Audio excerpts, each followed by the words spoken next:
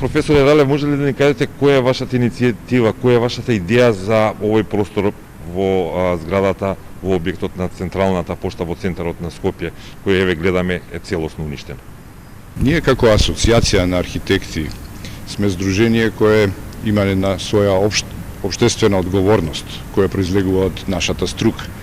Ние се приклучуваме кон иницијативата на АД Пошти на Северна Македонија да отпочне со една иницијатива за ревитализација на овој објект.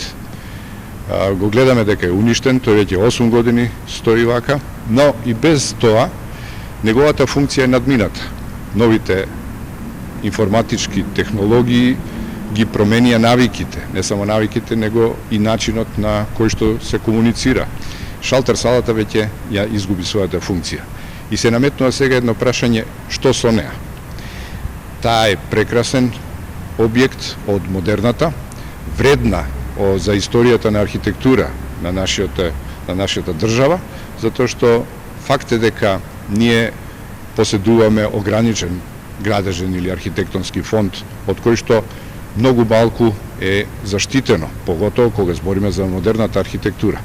Така да иницијативата е во насока на контролирање на процесите за ревитализација и за незина пренамена. Зашто би можело да се искористи, бидејќи се наоѓа еве во центарот на Скопје, на главниот град, има ли можност да се претвори во некоја, да кажеме, концертна сала, дебатна сала или некој друг објект?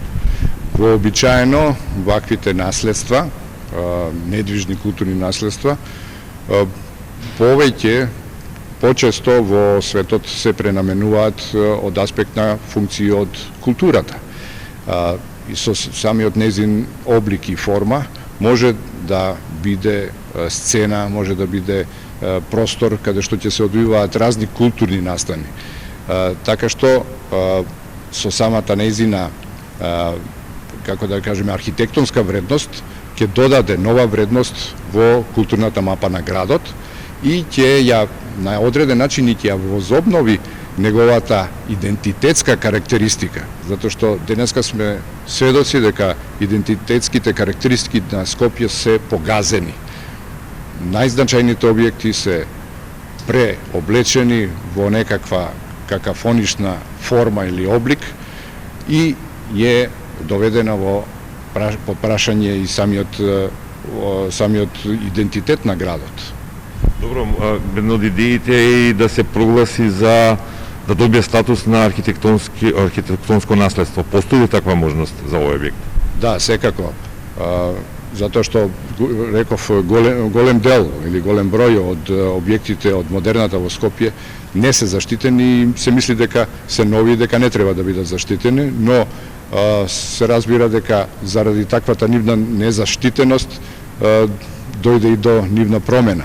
Така што верувам дека ќе управата за заштита на културното наследство ќе најде начин како да го заштити и овој објект. Помина речи се 8 години од пожарот. Кога прв пат влеговте овде и која беше вашата реакција, што видовте, што ви остави, да кажеме, печаток од ова уништеното, малтене ливада?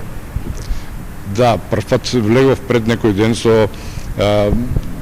заедно со директорот на Пошта на Северна Македонија, господинот Макрадули, и првиот впечаток е дека човек мисли дека се наоѓа на некое археолошко наоѓалиште, а објектот е стар само 40 на години. Навистина е импозантен, вака во својата конструктивна, како да кажеме, голотија, и зборува за еден проектантски подвиг на неговиот автор, архитектот Јанко Константинов. Ви благодарам за овој разговор.